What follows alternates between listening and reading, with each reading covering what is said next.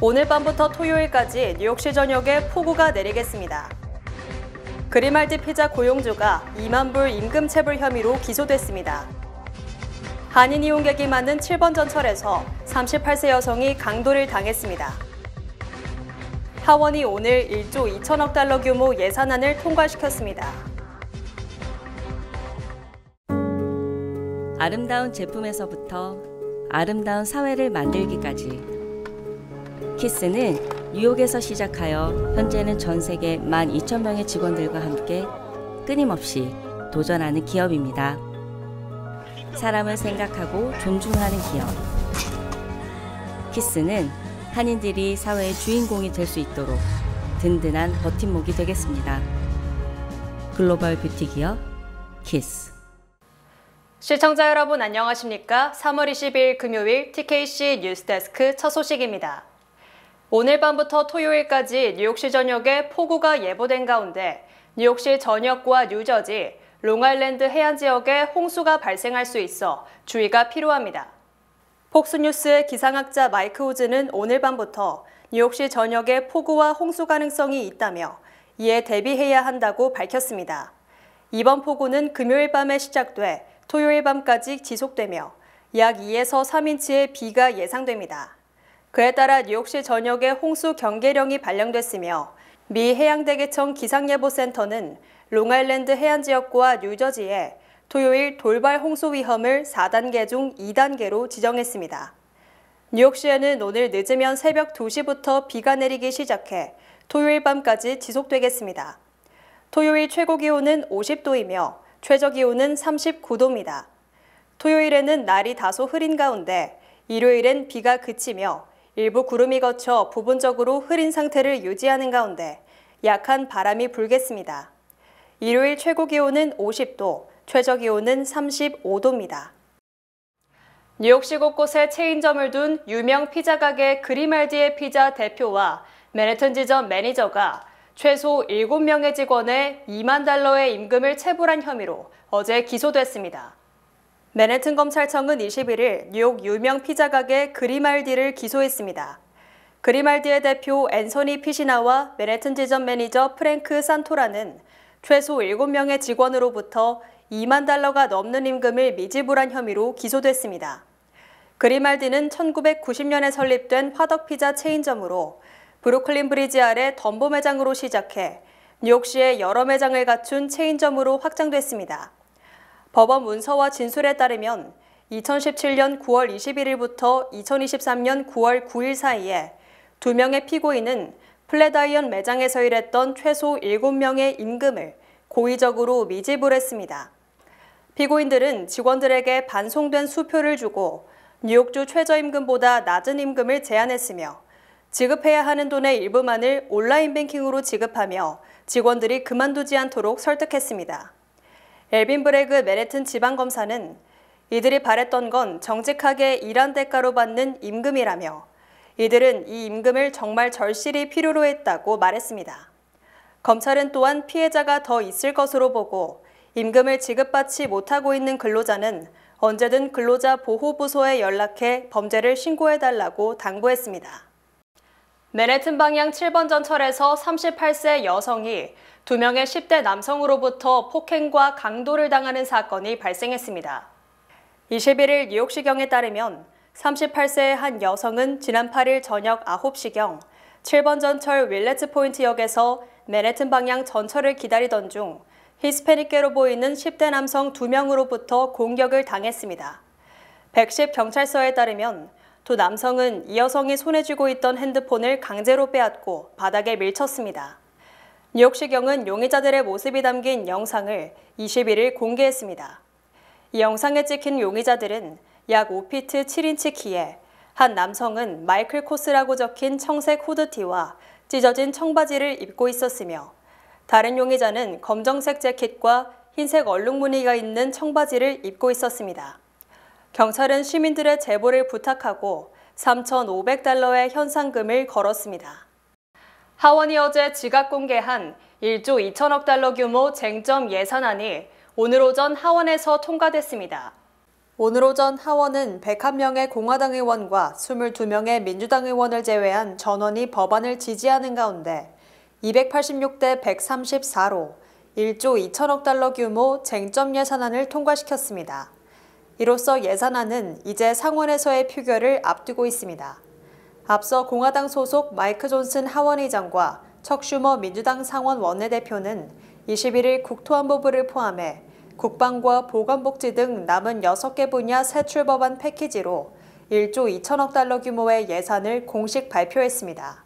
이번에 공개된 예산안에 따르면 사병 봉급 5.2% 인상을 포함해 국방 예산이 8,660억 달러로 증액됐습니다.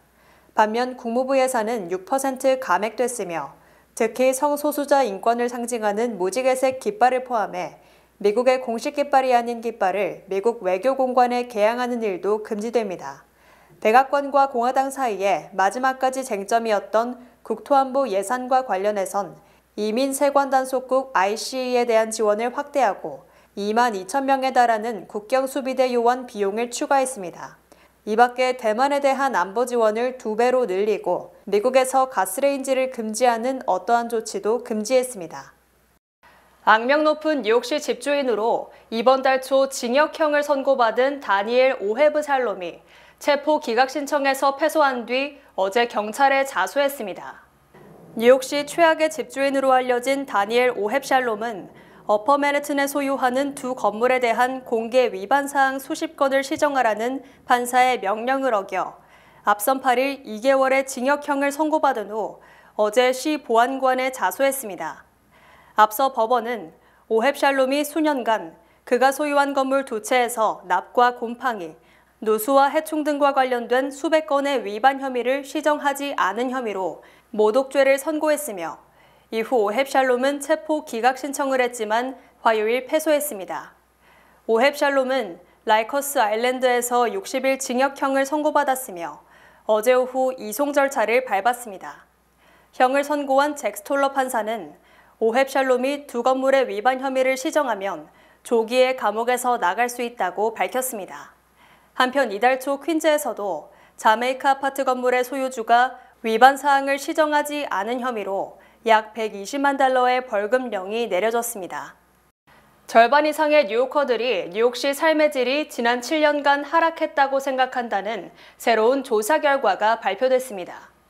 시민예산위원회는 뉴욕시 전역 6,600개 가구를 대상으로 삶의 질과 정부 서비스에 대한 생각을 조사했습니다. 연구에 따르면 뉴욕 시민 중 30%만이 자신의 삶의 질을 좋다 또는 훌륭하다라고 평가했습니다. 이는 2017년과 2008년에 실시한 같은 조사 결과의 50%에서 감소한 수치입니다. 또 3분의 1은 자신의 삶의 질을 형편없다고 답했습니다.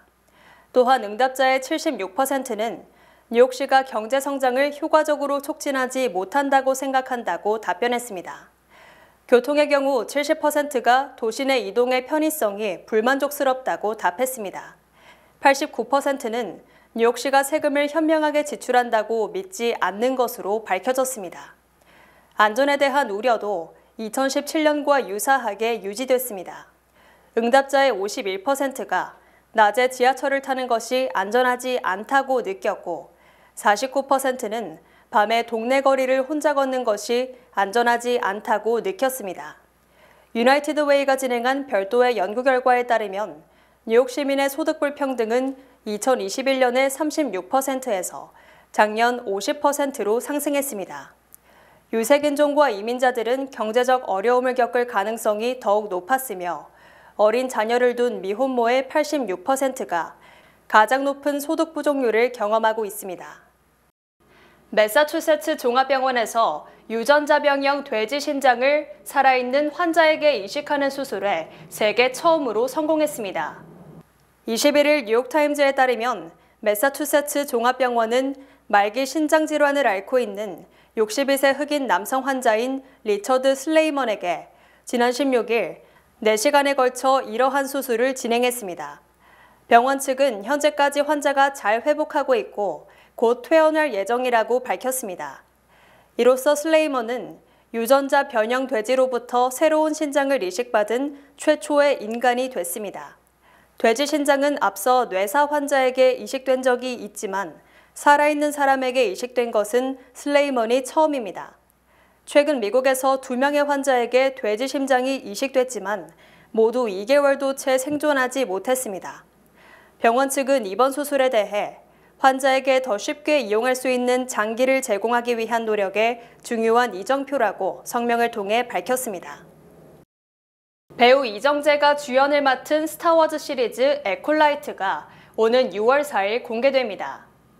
이정재가 한국 배우 최초 스타워즈 시리즈 입성을 알리며 더욱 화제를 모으고 있는 에콜라이트는 스타워즈 에피소드 1 보이지 않는 위험의 100년 전 이야기로 고 공화국 시대 말기를 배경으로 은하계의 어두운 비밀과 새롭게 떠오르는 다크사이드의 이야기를 담은 작품입니다. 지난해 4월 진행됐던 스타워즈 셀러브레이션에 등장한 배우 이정재는 에콜라이트는 지금까지 나왔던 스타워즈 이야기 중에서도 이번 작품의 새로운 장르적 차별화와 이야기가 기존 팬뿐만 아니라 전 세계의 새로운 시청자들까지 스타워즈를 흥미롭게 볼 수 있게 할 것이라 예고했습니다.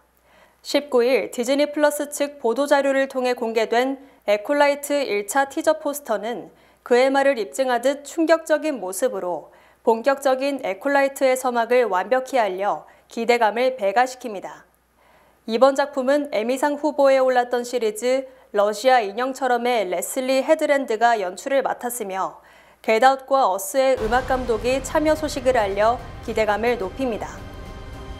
코로나19 팬데믹 이후 미국 내 이민자 유입이 다시 증가세로 돌아선 것으로 나타났습니다. 경제전문지 마켓워치는 연방 센서스국 자료를 근거로 미국의 주요 대도시들 인구 감소세가 완화되고 있다고 밝혔습니다.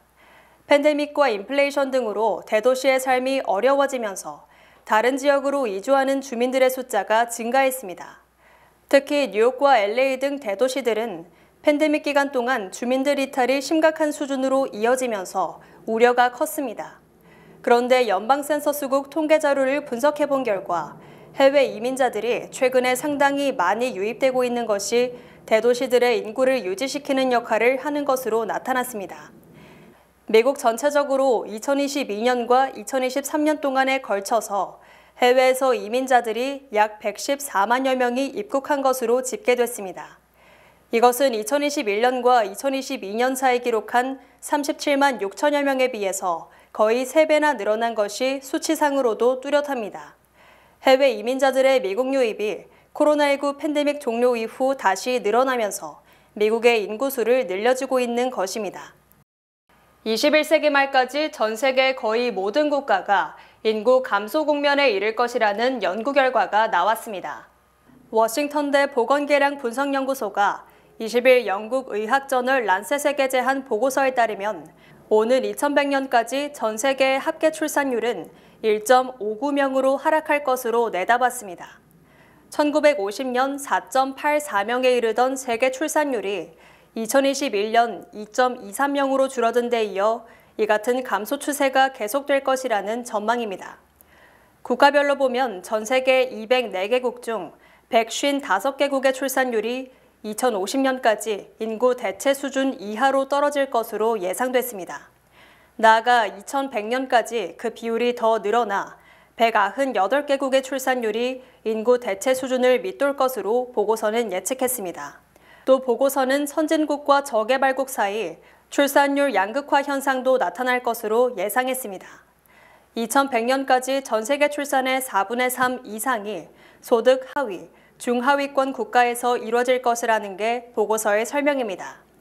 특히 이때까지 전 세계에서 태어나는 아기 2명 중 1명 이상은 사하라 사막 이남의 아프리카 국가에서 태어날 것이라고 보고서는 전망했습니다.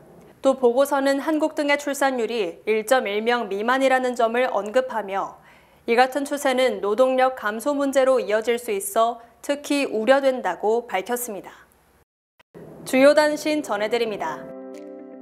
뉴욕주 검찰청이 21일 트럼프 전 대통령 소유의 골프 리조트와 건물 등이 위치한 웨스트체스터 카운티에 판결문을 제출했습니다.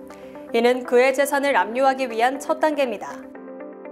브롱스 럭셔리 아파트에서 70세 여성이 사망한 채 쓰레기 봉지에서 발견돼 경찰이 4명의 용의자를 검거했습니다. 각종 부패 혐의에 연루된 로버트 메넨데즈 연방상원의원이 21일 오는 6월에 실시되는 예비선거에 출마하지 않겠다고 밝혔으나 오는 11월에 실시되는 본선거에서 무소속으로 재선에 나설 수 있다는 여지를 나타냈습니다. 빠르면 오는 23일 한국행 비행기에 오를 예정이었던 권도형 테라폼랩스 대표가 몬테네그로 대검찰청이 권 씨의 인도국을 결정하는 과정에 문제가 있다고 대법원에 이의를 제기해 권 씨가 언제 어디로 인도될지 알 수 없게 됐습니다. 2023년 11월부터 올해 1월까지 판매된 홀리데이 기념 스타벅스 세라믹 머그컵 44만여 개가 리콜됐습니다. 뜨거운 액체를 담거나 전자레인지에 돌리는 등의 사용으로 손에 화상 또는 열상을 입을 수 있기 때문입니다. UN 회원국들은 21일 뉴욕 UN 본부에서 총회를 개최하고 인공지능의 안전하고 안정적이며 신뢰할 수 있는 사용에 관한 국제적인 합의를 시급히 마련해야 한다는 내용의 결의안을 만장일치로 채택했습니다. 세계은행은 이스라엘과 팔레스타인 무장정파 하마스의 전쟁이 진행 중인 가자 지구에서 재난에 처한 이들이 110만 명에 이른 것으로 파악했습니다. 급성 영양실조와 사망 등이 이 경우에 포함되는 세계은행 분류 체계에서 위험 심각성이 가장 높은 단계입니다. 지난 20일 일본 시모노세키시 앞바다에서 전복된 한국 선적 선박에 탔던 한국인 2명이 모두 사망했습니다. 사망자는 이 배에 탑승했던 60대 한국인 선장으로 확인됐습니다.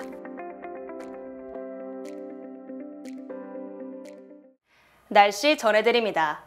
토요일인 내일은 2에서 3인치의 비가 내리겠습니다. 낮 최고 기온은 52도, 최저 기온은 33도입니다. 해 뜨는 시간은 6시 53분, 해 지는 시간은 7시 11분입니다. 이상으로 주간 날씨와 세계 날씨 전해드립니다.